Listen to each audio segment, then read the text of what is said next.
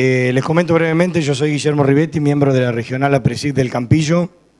Voy a oficiar de moderador en este taller. La modalidad del taller son 40 minutos, 45 totales, de los cuales va a haber unos 20, 25 de presentación. Luego el resto del espacio va a ser ocupado por preguntas, van levantando la mano, les alcanzamos el micrófono.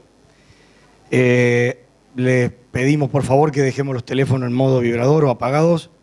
No se puede fumar en la sala y por supuesto comer tampoco. Este taller lo va a presentar Sonia Beatriz Cannavelli. Sonia es bióloga y trabaja en el grupo de biodiversidad de la Estación Experimental Agropecuaria del INTA en Paraná. Actualmente coordina un proyecto nacional de evaluación y manejo de la biodiversidad y sus servicios ecosistémicos de interés para la producción agropecuaria, en el que se incluyen actividades de investigación y extensión tendientes a disminuir los conflictos entre las actividades agropecuarias y las especies silvestres, como puede ser el daño de palomas, que es de aves en cultivos. Así que, Sonia, adelante. Bueno, muchísimas gracias. ¿Me escuchan bien ahí? Sí. Bueno, ante todo, muchísimas gracias a APRESIC por la invitación y a ustedes por el interés y por compartir este momento con nosotros. La propuesta del taller es, primeramente, mediante una presentación, compartir algunos avances que hemos realizado en estos últimos años en investigaciones que tienen que ver con comprender la distribución y movimientos de palomas medianas o torcasas en nuestro país, la relación con el daño y también algunas alternativas para disminuir el daño que hemos estado evaluando en este último tiempo. Como probablemente muchos de ustedes conocen, en el rendimiento tanto físico como económico del cultivo influyen varios tipos de factores. Hay factores que son ambientales y son determinantes del rendimiento potencial del cultivo, sobre los cuales el productor tiene poco margen de acción más allá que modificar las prácticas de manejo para permitir que se expresen de un modo o el otro. Luego hay factores que son incrementadores, que inciden directamente sobre el rendimiento real del cultivo, y allí es donde el productor tiene un poco más de margen para incidir y modificar dichos factores, ¿no? Y por último tenemos los factores reductores, donde se incluyen distintos tipos de plagas, desde las malezas, las enfermedades o las aves y los insectos, en los cuales vamos teniendo modificaciones diarias en los rendimientos. Pero además hay otro tipo de factores, además de los ambientales y tecnológicos, que influyen en el rendimiento y que van más allá del lote, y nos referimos por estos factores a los factores políticos, económicos y sociales que hacen que un mismo rendimiento, por ejemplo físico, tenga distintos rendimientos económicos según el año en que se trate. A ver si vamos a pasar con esta. No, ahí. Del mismo modo, en el daño que ocasionan las aves y en las prácticas de manejo apropiadas para manejarla, también influyen varios factores. Hay factores que tienen que ver con las personas, entre los cuales se incluye el valor económico de un cultivo. No es lo mismo un daño de un 5% ocasionado por las aves, un daño físico de un 5%, cuando el cultivo tiene un alto valor que cuando el cultivo vale menos. Las políticas agropecuarias que van condicionando los cambios en los patrones del uso de la tierra, y eso también influye en las poblaciones de aves. Hay factores que tienen que ver con la tecnología. ¿Con qué alternativas tenemos, tanto para producir el cultivo y prevenir o disminuir los daños, como con el manejo del daño en sí mismo? Y por último, las condiciones ambientales, que influyen tanto en la especie misma, que nos ocasionan los problemas, como en las posibles especies benéficas que podrían ayudarnos a controlarlas. ¿Esto qué nos quiere decir? No tenemos una única solución. Los factores van variando de lugar a lugar y van variando de año a año. Como bien dijo un disertante en una de las presentaciones, en una de las plenarias, no hay una receta única en agricultura y nos requiere estar pensando permanentemente y ajustando permanentemente, pues las situaciones cambian de año a año y de lugar a lugar. Entonces necesitamos un plan específico para cada situación. ¿Y qué nos requiere esto? Planificación y coordinación, con el objetivo primordial de anticiparnos y prevenir el daño más que curarlo. Una vez que las aves están en el lote, son muy pocas las alternativas que tenemos para poder disminuir los problemas o disminuir el daño. En esta presentación me voy a focalizar específicamente en los problemas ocasionados por las palomas medianas o torcasas, una especie de las más abundantes de aves que tenemos en nuestro país y de amplia distribución en nuestro país también, y los daños que ocasiona en 3 tipos de cultivos, fundamentalmente soja en emergencia y girasol y sorgo en maduración. Los resultados como que van a ver son generalmente relacionados con girasol, pues es el cultivo con el que mayor problema hay y a su vez con el que mayor cantidad de investigaciones hemos realizado. Vale también aclarar aquí que los conceptos que veamos en esta presentación, de nuevo, con esto de que no hay una única receta, no aplican para todas las especies de aves, cotorras o tordos u otras especies de aves que pueden ocasionar daño, y para otros cultivos tampoco. Empecemos un poco por conocer algunos aspectos de las palomas. Lo que tenemos aquí en la figura son mapas que muestran resultados de un programa de monitoreo extensivo de aves que realizamos hace más de 10 años en la región central argentina, y lo que muestra es que las poblaciones de palomas, aquí lo que tenemos en colores más oscuros es mayor abundancia, en colores más claros es menor abundancia. Como ustedes ven, las poblaciones varían en el espacio, de acuerdo a las regiones del país donde nos encontremos, y también varían en el tiempo.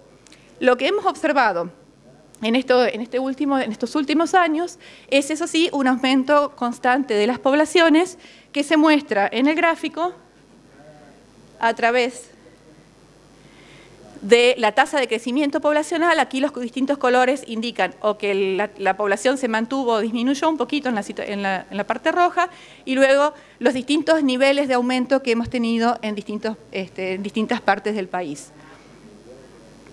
Estos cambios ocurren debido a distintos tipos de factores, pero fundamentalmente a cambios en el uso de la tierra que permiten la creación de mosaicos, como le llamamos nosotros, en los cuales alternan sitios muy atractivos de alimentación para las aves con sitios apropiados para refugio y disponibilidad de agua. Otro aspecto que favorece el aumento poblacional de las palomas es el alto ajuste que tiene a ambientes dinámicos cambiantes como son los ambientes agropecuarios. Las palomas tienen una alta plasticidad para reproducir, pueden reproducir desde una vez al año hasta 4 o 5 veces, dependiendo del alimento que tienen disponible. Eso lo van ajustando en función del alimento disponible. Y tampoco tienen limitaciones de sustrato. Como probablemente ustedes han observado, no necesitan precisamente tener un árbol, sino que pueden en casos excepcionales también nidificar en el suelo o en las mismas plantas del cultivo. Comienzan la reproducción de manera muy temprana también, lo que les da un ajuste muy alto para poder reproducir enseguida. Y otro aspecto que también favorece son los relacionados a la supervivencia, entre los cuales se incluye la posibilidad de formar agrupaciones de cientos o miles de individuos, lo cual les facilita, por un lado, la defensa ante los predadores y también el hallar alimento rápidamente en un ambiente cambiante como es el agrícola. Y también la facilidad de movimiento que tienen. Se ha estudiado que las palomas se pueden desplazar hasta 100 kilómetros, un poquito más por día, desde el lugar donde duermen al lugar donde se alimentan, y a nivel estacional pueden hacer movimientos de hasta 500 kilómetros, o sea que palomas que están en Uruguay o Brasil pueden estar moviéndose con nuestro país también.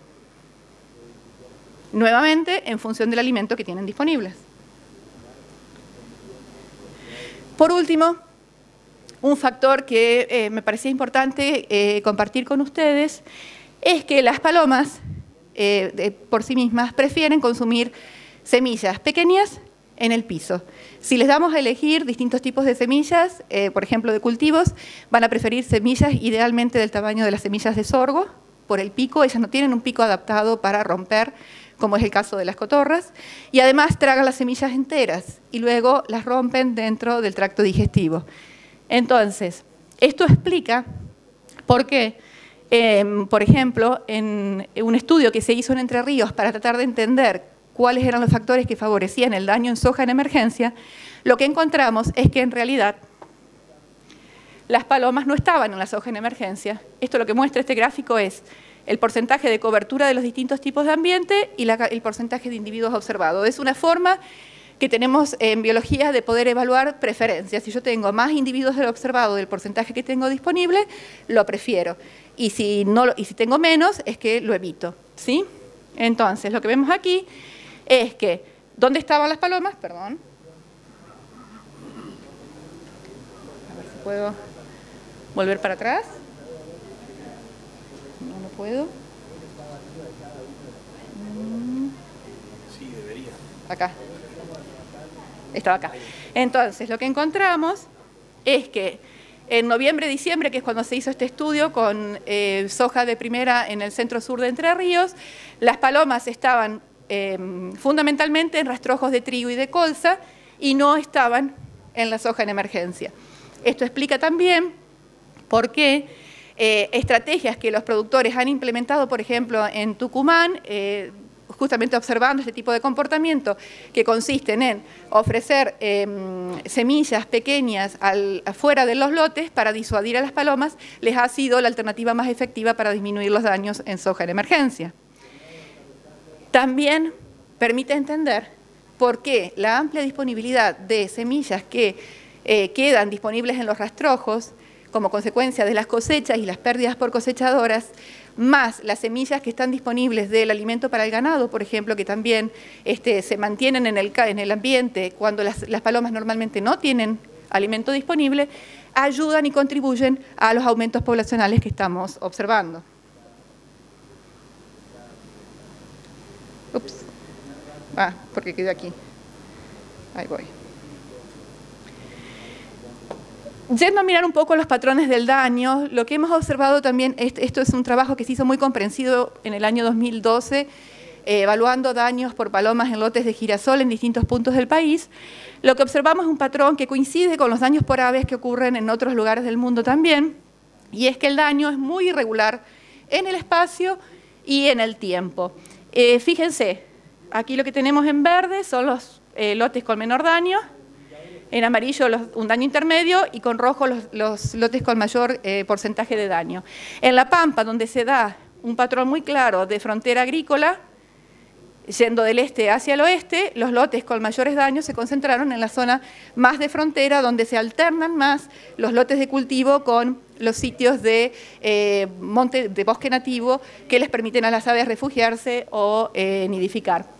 En tanto, en la parte norte de Santa Fe, la distribución, que tiene una mayor historia agrícola, la distribución es más irregular y lo que se ve allí, fíjense, es que tenemos un patrón de muchos lotes con daño inexistente o muy bajo y unos pocos lotes con daños altos. Y esto lo que dificulta es poder hablar de un número medio, ¿sí? La variación es muy grande, entonces hablar de un daño promedio es muy difícil, ¿sí? Porque justamente varía mucho de lugar a lugar y de tiempo en tiempo. ¿Y esto por qué ocurre? A distintos factores que influyen en el daño por aves, no solo de palomas, sino por aves en general, y tienen que ver con el tamaño y la forma del lote. No es lo mismo lotes que son más grandes o los lotes más pequeños y rectangulares que tienen mucho margen de borde y favorecen los daños. La abundancia de malezas que en muchos casos hace que las aves fijen el lote antes que el cultivo madure y después cuando el cultivo maduro se quedan allí y producen daño. Otros factores que tienen que ver más con el manejo per se del cultivo y las prácticas culturales de producción, como es el genotipo del cultivo, la densidad de siembra, la madurez, si el lote está maduro de manera homogénea versus si está maduro de manera heterogénea, o es el primer lote o es el último lote en la región. La cobertura y la cercanía de árboles que facilitan que las aves accedan a los lotes, y la disponibilidad de alimentos alternativos igual o más atractivos que el cultivo, que influyen también para que un determinado lote tenga o no tenga daño. A continuación me voy a centrar en estos tres aspectos, genotipo, densidad de siembra y madurez del cultivo, que son algunos aspectos que los productores tienen más a mano para poder regular y manejar y prevenir los daños. Investigaciones realizadas en Reconquista por Sebastián Suil, un colega de INTA, han encontrado en la evaluación de cultivares de girasol que cuanto más inclinado es el girasol, menor es el daño. Y también observó una relación entre los tipos de granos estriados con menor daño que los tipos de grano negro. Entonces, continuó con las investigaciones y observó también que mediante las prácticas de densidad de siembra y de fertilización podemos favorecer que las manifestaciones inclinadoras del híbrido se manifiesten en un determinado lote. Entonces, tenemos aspectos que tienen que ver con la elección del híbrido y también con la práctica de siembra que utilizamos para poder prevenir y anticiparnos al daño antes que el daño esté presente en el lote. Otro aspecto que también se observó asociado a los genotipos es la característica del grano, específicamente en el tipo de cáscara y en el tamaño del grano. Y aquí lo que mostramos son resultados de evaluaciones que hemos estado realizando, tanto a campo, donde vemos que híbridos que tienen características, estos son híbridos de tipo confiteros, este es un híbrido negro aceitero, y estos son híbridos que tienen características del grano de los confiteros, pero con características de producción de los aceiteros. Y es por donde están yendo las vías de investigación para poder lograr un bajo porcentaje del daño con la característica de rendimiento de los híbridos aceiteros. Entonces, esto es lo que observó Sebastián Acampo, luego lo complementamos con evaluaciones de preferencia con palomas medianas en cautiverio, y ahí lo que observamos es que ese patrón se refuerza. Aquí lo que mostramos es el consumo diario de gramos de palomas medianas que estaban en cautiverio, y como ven es significativamente diferente lo que ocurre con híbridos de tipo aceitero versus híbridos de tipo confiteros, o los que mezclan la característica del grano del confitero con las características del aceitero. Y por último, otro factor que también tiene que ver cuando ya, digamos, ya estamos con el cultivo implantado y se acerca la época de cosecha, ya tenemos la madurez fisiológica, es disminuir la disponibilidad de los granos en el lote, ¿no?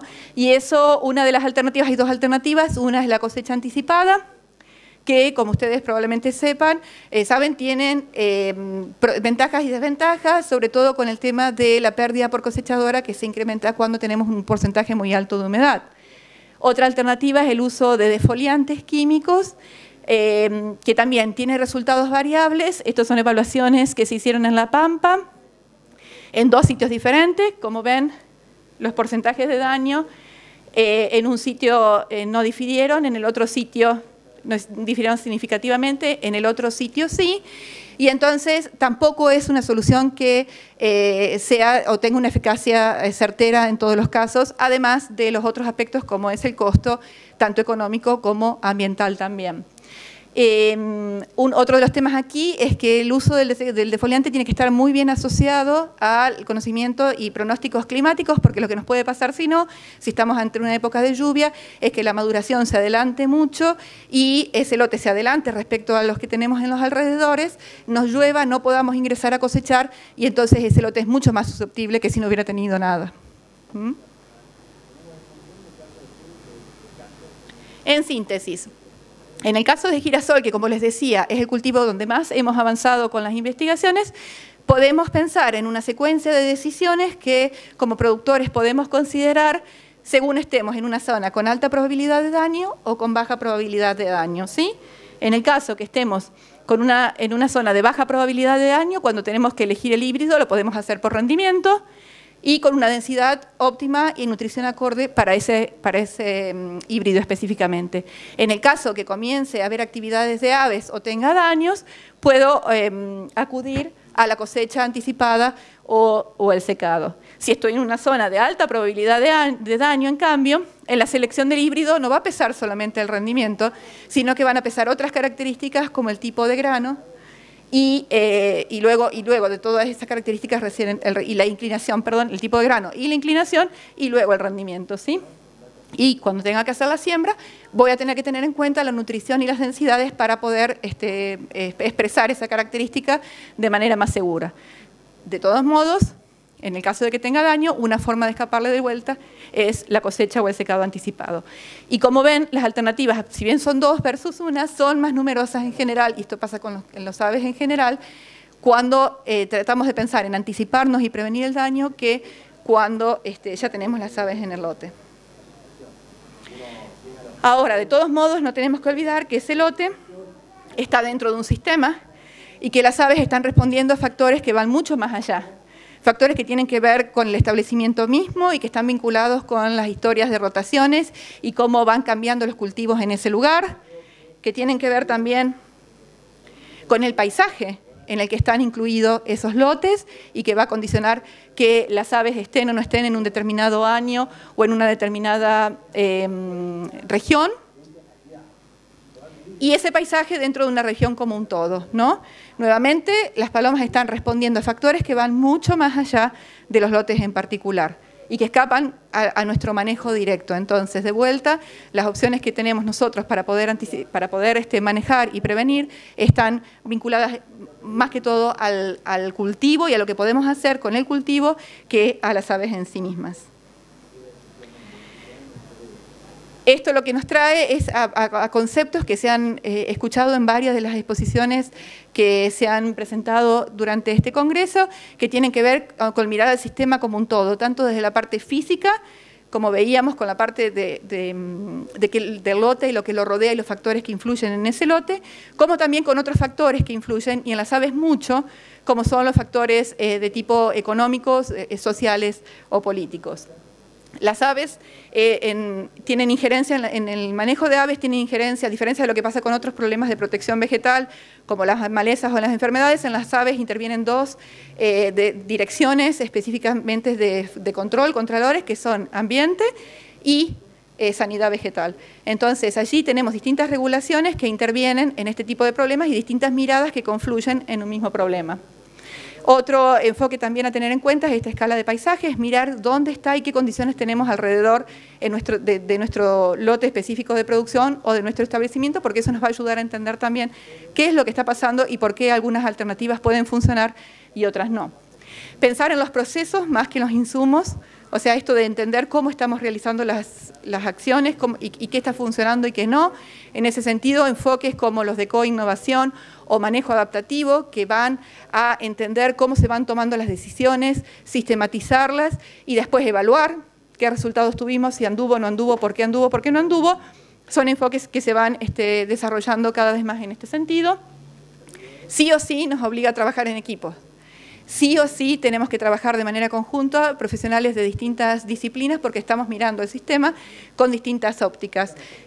Y por último, una articulación pública-privada. Es muy poco lo que podemos avanzar a nivel de ensayos experimentales dentro de la unidad, porque nuevamente los factores que influyen para explicar la eficacia o no de una alternativa de manejo o el daño o no que se produce, van mucho más allá de un lugar en particular. Entonces necesitamos sí o sí la articulación con los productores para trabajar de manera conjunta en evaluar, en entender el sistema y evaluar la eficacia de las alternativas de manejo que se están proponiendo, cuándo funcionan, cuándo no, por qué sí, por qué no.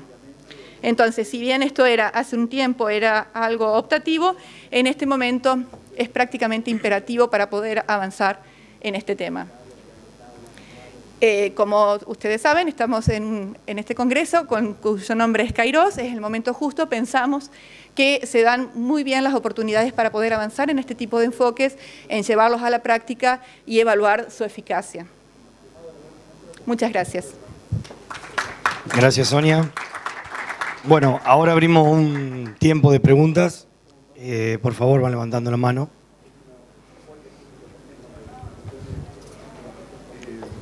¿Le parece que el hecho de que se esté sembrando más girasol pueda disminuir el daño de las palomas en los cultivos?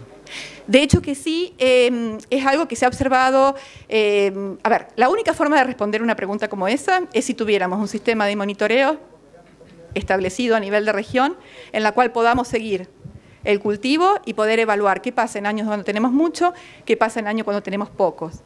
Lógicamente, y las investigaciones que se han realizado en otros países donde se ha hecho este tipo de análisis, muestran que sí. De hecho, es una de las prácticas que se sugiere a nivel de producción, el coordinar las fechas de siembra o de cosecha para tratar de diluir el daño entre varios productores y no que se concentre en unos pocos. O sea, uno esperaría que sí. Buenas tardes. Sí, buenas tardes. ¿Hay alguna línea de trabajo o algunas otras líneas de trabajo que apunten al control y no a evitar el daño? No, porque históricamente lo que se ha observado y demostrado también, como les mostrábamos, es que las poblaciones se regulan por el alimento disponible. En el caso específico de las palomas, ¿no?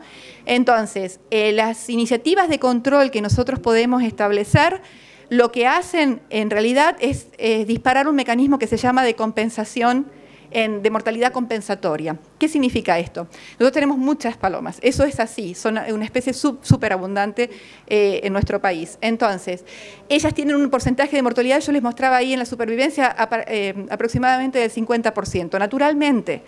Entonces, nosotros tendríamos que poder superar esa capacidad de mortalidad para lograr que la tasa de crecimiento poblacional baje en lugar de mantenerse o crecer. Entonces, lo que históricamente se ha demostrado es que los esfuerzos, y de hecho se han hecho en el país, desde dinamitar los dormideros y bueno, aplicar cebos, etcétera, se ha llegado a eso, históricamente no han cambiado el problema, ¿sí? Entonces, no estamos enfocando los esfuerzos allí, sino más bien en tratar de escapar del problema cuando lo tenemos. A ver, yo le voy a plantear un escenario real, y es del sur de la provincia de Buenos Aires y valles de Río Negro, sí, en donde no hay historia de agricultura, pero en los últimos 10 años se está avanzando con agricultura en esa zona, sí, y una de las puntas de lanza de la agricultura es justamente el girasol para semilla. Ajá. Se hace en la zona de Pedro Luro, en la zona de Villalonga, sí, y también en los valles inferiores de Río Negro. Sí.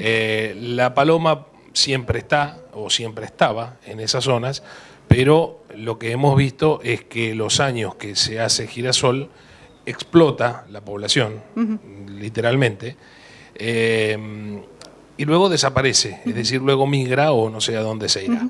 Entonces, la pregunta apunta a eso, a que si bien es cierto lo que usted dice, que hay una mortalidad compensatoria o una conducta compensatoria de la población, si existiera alguna forma de control que me permita bajar la población ese año, entonces nosotros liberaríamos ese año del problema, porque no hay una continuidad y no hay una superficie tan grande como para que migren de aquí hacia otro lado. Me explico, estamos hablando de superficies pequeñas en donde las señoritas se hacen el festín.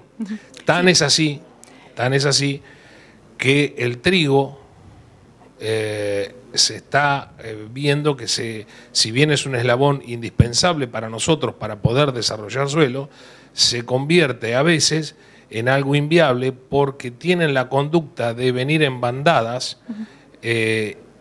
levantar vuelo en bandadas y luego volver a posarse en el mismo lugar, y eso lo hacen reiteradas veces porque de esa forma desgranan y comen del piso. Es decir, a lo que apunto es, si existiera en el INTA o en cualquier organismo alguna política de investigación o alguna línea investigativa que apunte al control, no para zonas en donde la paloma es endémica y en altas poblaciones, sino para estas zonas, por ahí podría ser sumamente interesante. Bien, sí, muchísimas gracias. Estaba al tanto de las situaciones particularmente en esas regiones justamente por el interés de la producción para semilla, ¿no? Que entonces ahí es como que el margen de tolerancia para los daños disminuye también. Pero nuevamente, lo que vos describías muy bien como lotes pequeños, aislados, que son muy atractivos, justamente son muy atractivos para las aves en general y para las palomas en particular. Entonces, mientras el cultivo se esté produciendo allí, es muy difícil. Así tengamos un mecanismo de control que se manifieste en ese lugar, lo que hemos hecho, y de hecho eso me ha tocado observarlo no con palomas, sino con otras aves, con tordos en áreas de arroceras, con aves que se mueven mucho, es que lo que vos haces con eso es generar un espacio vacío que rápidamente es ocupado por aves que están alrededor. Funcionaría ese enfoque si estuviéramos con poblaciones cerradas. donde vos no tenés movimientos ni tenés entradas y salidas de individuos desde otras regiones, ¿me explico? Pero con estas poblaciones que se desplazan en este orden de magnitud de distancias, en función del alimento disponible, si bien, ya te digo, no se ha evaluado específicamente con palomas, una de las cuestiones que podríamos tener es esa, ¿no? Que generamos espacios vacíos que rápidamente son ocupados por otros individuos, con lo cual el problema sigue sin solucionarse. Y además, ¿cómo lo haríamos? O sea, estamos hablando de miles y millones de individuos. Entonces, ¿qué método tendríamos para poder hacerlo? Y los métodos se reducen, ¿no?, a métodos físicos o a métodos químicos. Los métodos físicos, ya sea por disparos de escopetas, como ustedes saben, lo pueden haber comprobado, son muy poco efectivos. Lo mismo si usamos sistemas de trampas. También el costo-beneficio que tenemos por la cantidad de aves que son es muy bajo. Y sistemas químicos no tenemos porque en el país no tenemos registrado, y tampoco es posible que lo vayamos a tener en los próximos años, un producto para control de aves, o sea, un herbicida. No tenemos en el país, ni nunca tuvimos registrado un producto para control de aves que esté aprobado para eso. Y tampoco es probable que se registre en el corto plazo, porque no digamos, en general los productos que hay registrados a nivel mundial, que son muy escasos, no escapan a impacto secundario. Entonces no pasan los filtros de evaluación de impacto secundario en otras especies. Entonces en general son productos, ya te digo, son muy pocos a nivel mundial y son productos que están cada vez en mayor retirada por ese tema. Se manejan a nivel de las instituciones oficiales, no son productos que vos podés ir a adquirir a una comercializadora abierta, sino que lo maneja exclusivamente el Departamento de Fauna de manera muy controlada también. Yo quería hacerte dos consultas. Sí. Una que por ahí le sirve como respuesta al señor, que sé que existen unos dispositivos sonoros que son imperceptibles al oído humano, pero sí al oído del pájaro, y que eso hace poner en los montes frutales que se vayan, digamos, y no venga ninguno, porque es tanto que le molesta el sonido que no vienen. Que es una de mis preguntas, que en verdad te quería consultar si conocías algo en cotorras, porque yo tengo cotorras, es mi problema. Sí. Bueno, se comen todo el maíz y quiero poner monte frutal, y hasta que no tenga primero la solución no quiero ponerlo porque me lo van a comer y ya tengo frutales y me los comen, o sea, no, están verdes y ya se los comieron. Sí. Sí. Con cotorras es diferente el planteo también, por eso que te decía este tema de las distintas, de analizar los distintos planes de acuerdo al tipo de problemas que tengamos. Con el tipo de ultrasonidos que vos decís, me llama la atención si lo han observado, porque en general las aves tienen un rango de audición muy similar al nuestro, y lo que se ha observado es que con los equipos específicos de ultrasonidos pueden ser efectivos para mamíferos, para aves, por lo menos las evaluaciones técnicas que se han hecho no dan muy buen resultado, y el otro tema es que se acostumbran rápidamente. O sea, las aves lo que tienen es un mecanismo, lo mismo que los mamíferos, un mecanismo muy rápido de adaptación. Entonces, cuando ellas, todo este tipo de dispositivos funcionan en función de la sorpresa. O sea, mientras el dispositivo, así sean los que emiten sonidos, funcione de manera aleatoria, no tenga un patrón y sean estridentes, etcétera, etcétera, puede llegar a funcionar. Pero si se mantiene el mismo patrón durante varios días o días repetidos, la eficacia decrece. Además, son útiles para proteger superficies muy pequeñas, no servirían para proteger un tipo de cultivo extensivo. Y con el tema de cotorras y frutales, ahí el enfoque sería diferente porque ellas son más locales. Ellas son más locales, se mueven menos distancia también, entonces lo que se podría pensar en ese caso es una estrategia combinada en la cual vos puedas pensar en algún tipo de sistema de control poblacional si es que vos establecés que realmente las cotorras que están haciendo daño, digamos, son las mismas, son de la zona las que van y vienen, que vos siempre las observás, sumado a estrategias de protección de cultivo, y ahí lo que se está trabajando o se ha probado es, por un lado, con repelentes químicos, o un camino que se está tratando de explorar ahora son repelentes de tipo visuales, como los rayos láser, que en ese tipo de situaciones más digamos, confinadas podrían llegar a tener más eficacia que en cultivos extensivos. Entonces ahí pasás a otro tipo de análisis, ¿sí? Por eso esto que no tenemos una receta que sea aplicable a todas las situaciones y a todas las especies por igual. De nada. Sí, buenas tardes. Buenas tardes. Quería preguntarle, cuando dice productos químicos con efectos secundarios, sí, ¿a qué se refiere? A productos que no son específicos. ¿Un carbofurán? Por ejemplo, de los que tenemos acá disponibles en el país, pero incluso productos que estén registrados como herbicidas, como es el estarlicida, que es un producto que está registrado particularmente en Estados Unidos, tampoco es un producto, por más de que tenga ese registro, no es un producto que sea especie específico. O sea, no es un producto que solo va a matar las palomas y no va a matar a ninguna otra ave. Entonces, el tipo de manejo que implica es muy, muy ajustado para poder evitar impacto en especies secundarias, en otras especies diferentes a las aves que son el problema. ¿Y experiencia con antraquinona? Con la antraquinona es con un repelente. No, es un repelente. Claro, es un repelente a nivel de consumo. Lo que hace es ocasiona un malestar en las aves y entonces ellas asocian ese lugar y lo rechazan. Y se ha avanzado con ese producto, se han hecho evaluaciones a nivel controlado porque no es un producto que tenga registro, o sea, a nivel de repelentes químicos, el único producto que tenemos registrado en nuestro país es en base a metilantranilato, que es otro tipo de principio activo que es mucho más lábil a nivel ambiental y entonces tiene menos requerimientos, también requiere un ajuste más de manejo justamente por ese tema que dura menos en el ambiente. Con antraquinona se han hecho pruebas en situaciones controladas, hemos trabajado nosotros particularmente con soja en emergencia y con girasol, con el tema de palomas, y los resultados son sumamente variables también, porque ahí el problema con todos los repelentes químicos, en el caso de girasol, por ejemplo, específicamente, y en el caso de soja también, es llegar a los granos con la concentración que hace falta para que sean repelentes. O sea, cuando nosotros probamos las concentraciones en aviario, en condiciones controladas, los productos realmente funcionan, realmente disminuye el consumo. Pero cuando pasamos a campo, lo que hemos probado es que los residuos que quedan de estos químicos en los granos son sumamente bajos. Entonces no tenemos una cobertura efectiva del cultivo como esperaríamos, ¿sí? Entonces tampoco son concluyentes. Además, otro de los factores que se ha observado, que también complica un poco más el tema, por esto que les decía de los alimentos alternativos, es que si no tenemos alimentos alternativos, por ejemplo, porque el lote es muy temprano, la presión de aves aumenta mucho. Y entonces puede ser que me sienta mal, pero voy a comer igual. Entonces la eficacia disminuye. O sea que funcionan en general cuando tenés una situación de disuasión también. ¿No tiene un efecto visual? No, la antraquinona por el tema de UV, de recesión, cuando uno observa el cultivo se ve como un cierto patrón diferencial y allí podría darse una asociación entre el malestar que sienten y el patrón visual que observan, que es lo que se llama como una aversión condicionada. Yo condiciono al ave por el patrón visual que tengo al malestar que siento. Pero de vuelta, así pase, por lo menos en las evaluaciones que hemos realizado, no es la bala de plata, no es una solución que podamos decir esto funciona o que podamos recomendar aplicar en tal proporción que seguro vamos a tener una eficacia del tanto por ciento, porque depende de muchos factores.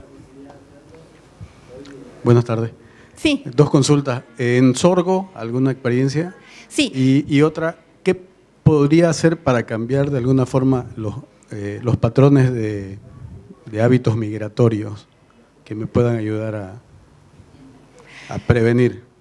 Disminuir el alimento disponible. Es lo único que podemos hacer.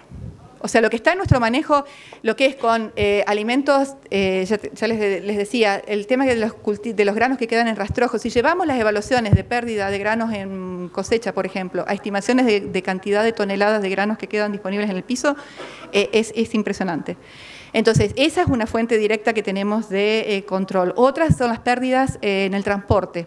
Los granos que quedan disponibles en las rutas y en los caminos, eso, el único estudio que se ha hecho evaluando el impacto en poblaciones de aves fue en el sur de Brasil, cuando se observó un aumento muy importante de poblaciones de tordos que hacían daño en arroceras. Entonces tomaron el trabajo de evaluar la pérdida de granos en el transporte entre el cultivo y las secadoras, y ese aumento solamente ayudaba a explicar, era el factor que más explicaba el aumento poblacional de los otros factores que estuvieron aumentando. O sea, no era solo pérdida directa para el bolsillo del productor, sino también eran semillas que quedaban disponibles para las aves en épocas donde no había disponibles. O sea que si es a nivel de movimientos, digamos, lo que podemos hacer es tratar de disminuir el alimento que les dejamos disponibles. Eso es lo que podríamos hacer. Y en cuanto al sorgo, las estrategias que se han evaluado tienen que ver también de manera muy parecida al girasol en jugar con el genotipo, con híbridos que tengan una alta carga de tanino, que sea menos susceptible al daño por aves, y un acortamiento en el periodo de oferta de los granos en el campo. también. Bueno, nos queda para una pregunta más. Si alguien quiere hacer una más, se nos está terminando el tiempo. ¿Usted, señor? En Estados Unidos se probó, no se probó, directamente se pulverizó digamos el Estado, no fue ningún particular, sobre una ciudad y se empezaron a caer los estorninos que caían como moscas. Tan es así que salió un comunicado inmediatamente, no recuerdo la ciudad, esto fue hace 3 o 4 años y lo leí. Tan es así que salió un comunicado inmediatamente del Departamento de Agricultura de que no tuvieran miedo porque no había peligro en los animales muertos, que simplemente que los recogieran y los pusieran en una bolsa. O sea, evidentemente no había una afectación de la cadena trófica. Porque no se usaban compuestos tóxicos, digamos, lo que pueden haber usado, que eso sí lo he visto registrado. Lo que se hace, se aplica un producto en condiciones invernales con muy bajas temperaturas, un producto detergente que rompe la protección de las aves a la temperatura y eso produce que mueran de frío, digamos, directamente, y eso se aplica mucho en el caso de estorninos y de aves que son coloniales, que duermen o que tienen dormideros comunales. Entonces es otra práctica que se ha explorado en otros lugares para poder hacerlo, pero con condiciones extremas que pueden jugar con eso, ¿no? Y ahí tienen que trabajar también con todo el tema de, de manejo, justamente como vos decías, no es un manejo que se puede hacer a nivel privado, sino que es el Estado el que se encarga de hacerlo. Pero no es un producto que sea tóxico, digamos, no mueren por una toxicidad, sino por otro efecto secundario. Sí, de ahí que no fuera tóxico para las personas. Bueno, sí. Se nos acabó el tiempo. Le agradecemos a Sonia Cannavelli, con un aplauso. Muchas gracias por la presentación. Gracias a ustedes. Y a todos ustedes por estar presentes en este taller. Buena jornada.